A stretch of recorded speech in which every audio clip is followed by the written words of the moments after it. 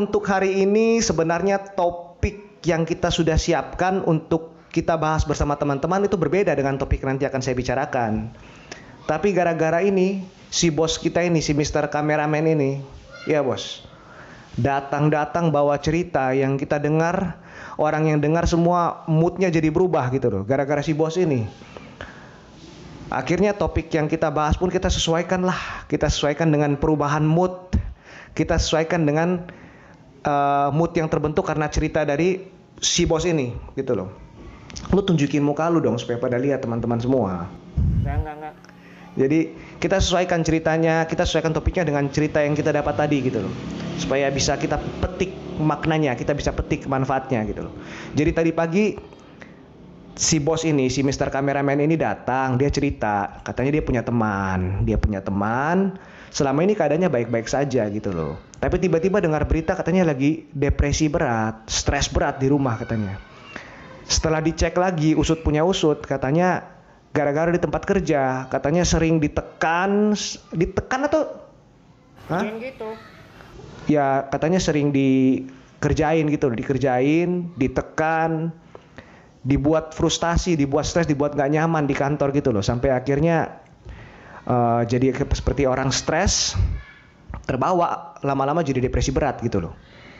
Dan mirisnya lagi, tadi diceritain kalau itu senior atau atasan bos? Senior kali Hah? Seniornya dia itu, senior di kantor ya? Seniornya dia itu katanya dengan bangga cerita ke orang-orang kalau itu anak frustasi gara-gara saya, itu anak saya yang kerjain, saya yang bikin sampai stres, sampai frustasi, sampai gak bisa apa-apa gitu. Bangga dia gitu loh, kerjain orang seperti itu, bangga dia gitu loh. Nah, saya jadi ingat dengan kata-katanya kakek saya dulu, makanya topiknya kita ganti langsung. Topik hari ini kita ganti karena peristiwa cerita yang tadi pagi, sama saya ingat dengan nasihatnya kakek saya dulu.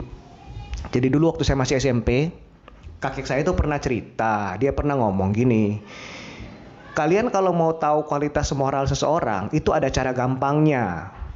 Maksudnya gimana? Iya, dia bilang gini, soalnya kan orang itu kebanyakan terkamuflase oleh status sosial, oleh status ekonomi, jabatan misalnya. Jadi kita kadang-kadang terkamuflase gitu loh, kita nggak tahu orang ini sebenarnya baik nggak sih moralnya, orang ini sebenarnya oke nggak sih moralnya, kita nggak tahu gitu. Tapi ada cara gampangnya, kata kakek saya. Ada cara simpel, bukan cara gampang. Gimana caranya? Katanya gini, kamu lihat aja hal-hal yang bisa buat orang itu tertawa, hal-hal yang bisa buat orang itu happy, gembira, dan enjoy. Jadi terbalik gitu loh. Jadi kualitas moral seseorang menurut kakek saya itu, dia bilang bukan dari hal-hal yang buat orang itu menangis, karena semua orang yang sedih nangis, orang jatuh ketimpa batu ya nangis gitu, kesakitan ya nangis, orang kehilangan orang yang dicintai ya nangis gitu loh, anak kecil mainannya kamu ambil nangis karena sedih gitu loh. Tapi ini hal-hal yang bisa buat orang itu tertawa gitu loh. Maksudnya gimana? Kalau orang itu tertawa karena misalnya dia menang undian, normal, dia happy karena menang undian. Kalau orang itu senyum, tertawa, terbahak-bahak karena teman dekatnya dia misalnya dapat promosi di kantor, wajar, itu normal gitu loh. Dia ikut celebrate gitu loh.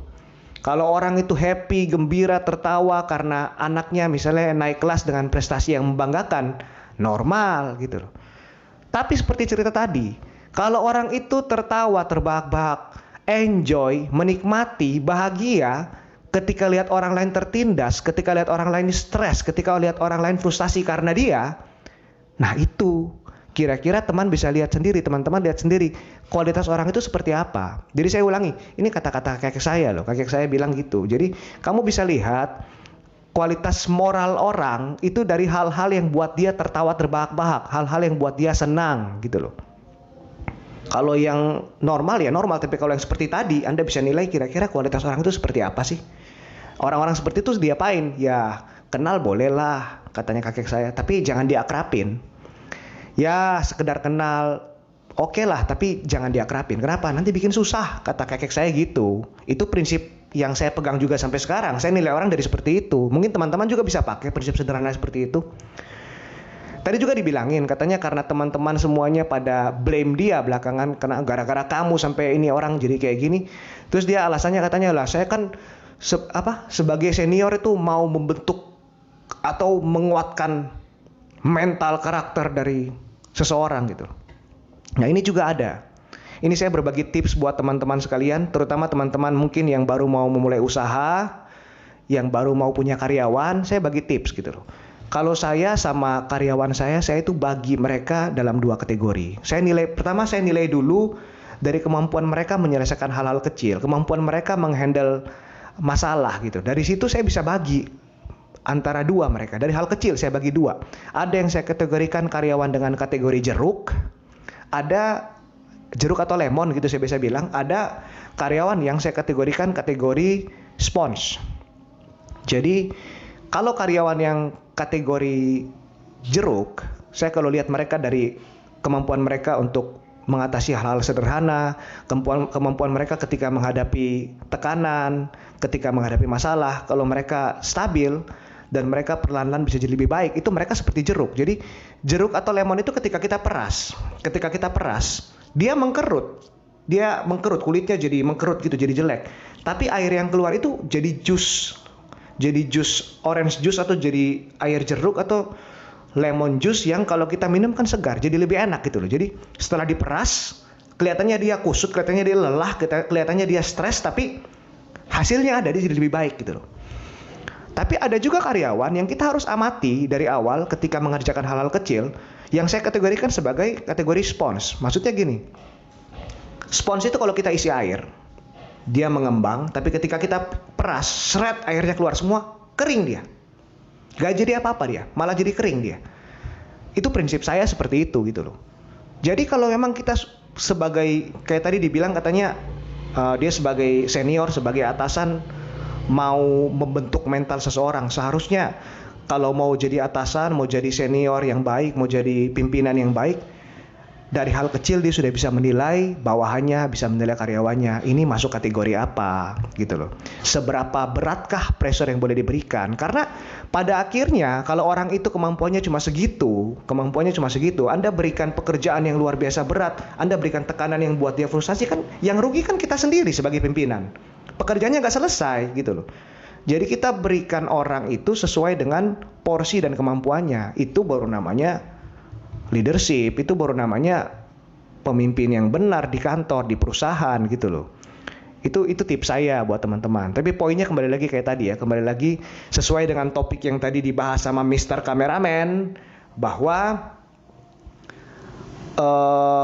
kualitas moral seseorang bisa kita nilai bukan dari hal-hal yang buat dia meneteskan air mata, karena semua orang yang sedih, yang sakit nangis, tapi dari hal-hal yang buat dia gembira. Apakah itu hal-hal yang normal atau hal-hal yang luar biasa seperti tadi gitu loh. Menyusahkan orang, menekan orang, bikin orang frustasi, tapi dia happy, enjoy, dan cerita kemana-mana gitu. Orang seperti itu kualitas moralnya tidak bagus, jangan diajak berteman lah.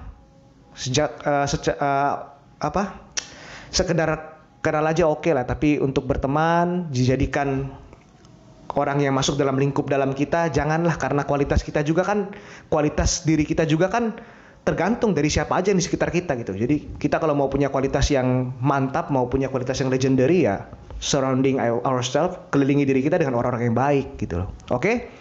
Sekian video dari saya hari ini, tapi saya janji nanti topik yang seharusnya kita bahas hari ini akan kita skip ke video berikutnya. Hari ini topiknya kita ganti karena ceritanya Mr. Kameramen kita yang ganteng ini. Oke? Sampai ketemu lagi dengan saya di video